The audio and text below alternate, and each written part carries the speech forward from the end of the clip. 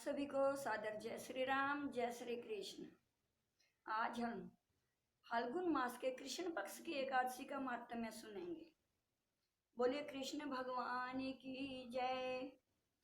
धर्मराज युधिष्ठिर बोले कि हे जनार्दन, फाल्गुन मास के कृष्ण पक्ष की एकादशी का क्या नाम है तथा उसकी विधि क्या है, सब कहिए।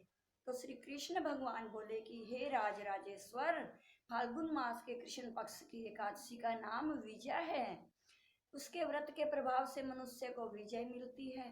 इस विजय एकादशी के माध्यम के श्रवण व पठन से समस्त पाप नष्ट हो जाते हैं। एक समय देव ऋषि नारद जी ने जगत पिता ब्रह्मा जी से पूछा कि ब्रह्मा जी, आप मुझे फाल्गुन मास के कृष्ण पक्ष की विजय एकादशी का व्रत का विधान बतलाइए। तो ब्रह्मा जी बोले कि हे नारद, विजय एकादशी का जो है व्रत प्राचीन तथा नए पापों को नष्ट करने वाला है। यह समस्त मनुष्यों को विजय प्रदान करता है। त्रेता युग में श्री रामचंद्र जी जब 14 वर्ष के लिए वनवास गए, तब श्री लक्ष्मण जी तथा जानकी जी के सहित पंचवटी में निवास करने लगे। इस जगह रावण ने श्री सीता जी का हरण किया और इस दुखद समाचार से श्री राम जी अत्यंत व्याकुल हुए और सीता जी की खोज में चल दिए। घूमते घूमते वे मरणासन्न जटायु के पास पहुंचे। कुछ आगे चलकर इनकी सुग्रीव के साथ मित्रता हो गई और बाली का वध किया। तब श्री हनुमान जी ने लंका में जाकर सीता जी का पता लगाया। वहां से लौटकर हनुमान जी श्री रामचंद्र जी के पास आए और सब समाचार कहे। श्री रामचंद्र जी ने सुग्रीव की सम्मति लेकर वानरों भालुओं की सेना सहित लंका को प्रस्थान किया। तब श्री रामचंद्र जी समुद्र के किनारे पहुंच गए। तब उन्होंने महान अगाध मगरमच्छ से युक्त समुद्र को देखकर श्री लक्ष्मण जी से कहा कि हे लक्ष्मण, समुद्र को किस प्रकार पार किया जाए। तो श्री लक्ष्मण जी बोले कि हे श्री राम जी, यहाँ से करीब आधा योजन की दूरी पर कुमारी द्वीप पर बगदालभ्य नाम के एक ऋषि रहते हैं। आप उनके पास जाकर इसका उपाय पूछिए। लक्ष्मण जी के वचनों को सुनकर श्री रामचंद्र जी बगदालभ्य ऋषि के पास गए और उनको प्रणाम करके बैठ गए। मुनि ने इनसे पूछा कि हे श्री राम जी, आप कहाँ से पधारे हैं।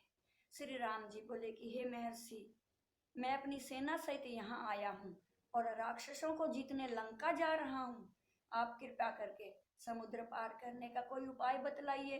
तो बगदालभ्य ऋषि बोले, हे श्री राम जी, मैं आपको एक उत्तम व्रत बतलाता हूँ। फाल्गुन मास के कृष्ण पक्ष की विजय एकादशी का व्रत करने से तुम समुद्र से अवश्य ही पार हो जाओगे और तुम्हारी विजय होगी। हे श्री राम जी, इस व्रत की विधि यह है कि दशमी के दिन स्वर्ण का, चांदी, तांबा या मिट्टी का एक घड़ा बनाएं। उस घड़े को जल से भरकर उस पर पंच पल्लव रखकर वेदिका पर स्थापित करें। घड़े के नीचे सतनजा 7 प्रकार का अनाज ऊपर जो रखे, उस पर श्री नारायण भगवान की स्वर्ण प्रतिमा स्थापित करें। अपनी सामर्थ्य अनुसार जैसी भी प्रतिमा स्थापित करें। एकादशी के दिन स्नान आदि नित्य कर्म से निवृत्त होकर जो धूप दीप नैवेद्य नारियल आदि से भगवान की पूजा करें। उस दिन भक्ति पूर्वक घड़े के सामने बैठकर भगवान का भजन करें और उसी तरह बैठे रहकर रात्रि जागरण करना चाहिए। द्वादशी के दिन नदी या तालाब के किनारे जाकर स्नान आदि से निवृत्त होकर उस घड़े को ब्राह्मण को दान दे देना चाहिए। हे राम, यदि तुम इस व्रत को सेनापतियों के साथ करोगे तो अवश्य ही विजय होगी। श्री रामचंद्र जी ने विधि पूर्वक विजय एकादशी का व्रत किया और इसके प्रभाव से दैत्य के ऊपर विजय पाई, सभी दैत्यों पे विजय पाई। अतः हे राजन, जो मनुष्य इस व्रत को विधि पूर्वक करेगा उसकी दोनों लोकों में विजय होगी। श्री ब्रह्मा जी ने नारद जी से कहा था कि हे पुत्र, जो इस व्रत का महात्म्य सुनता है, कथा सुनता है, उसको वाजपेयी यज्ञ के फल की प्राप्ति होती है। तो ऐसी पुण्यदायिनी एकादशी का व्रत सभी को करना चाहिए। बोलिए कृष्ण भगवान की जय। मेरी वीडियो को लाइक शेयर करें, मेरे चैनल को सब्सक्राइब करें। अगली वीडियो में आमल की एकादशी, फाल्गुन मास के शुक्ल पक्ष की आमला एकादशी का महात्म्य सुनिए। जय श्री राम, जय श्री कृष्ण।